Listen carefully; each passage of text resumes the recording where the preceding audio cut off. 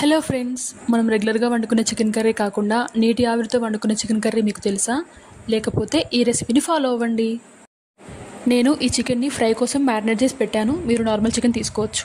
ముందు ఒక ప్యాన్ పెట్టుకొని అందులో కొద్దిగా ఆయిల్ వేసుకొని కొన్ని మసాలా ఐటమ్స్, కొద్దిగా పచ్చిమిర్చి, ఒక 2 పెద్ద సైజు ఉల్లిగడ్డ తరుగు, కొద్దిగా కొత్తిమీర, పుదీనా కలిపి వేసుకొని ఫ్రై చేయండి. అవన్నీ ఫ్రై అయ్యాక కొద్దిగా అల్లం, కొద్దిగా పసుపు వేసుకొని బాగా కలపండి. ఇవన్నీ కలిసిన తర్వాత ముందుగా మనం మ్యారినేట్ చేసి పెట్టుకున్న చికెన్ని అందులో వేసేయండి.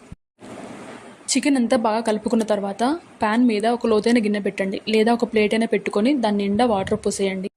ఒక 10 మినిట్స్ తర్వాత మూత తీసి చూస్తే ఇలా వాటర్ అంతా వచ్చేసి ఉంటాయి లోపలికి. కర్రీ అంతా బాగా కలిపేసుకొని కొద్దిగా సాల్ట్ వేసేసి మళ్ళీ మూత పెట్టేయండి. ఒక 5 to 7 మినిట్స్ తర్వాత మళ్ళీ మూత తీసేసి కర్రీ అంతా బాగా కలిపేసుకొని అందులోనే కొద్దిగా కారం పొడి, కొద్దిగా ధనియా పౌడర్, కొంచెం మసాలా వేసి బాగా కలపండి.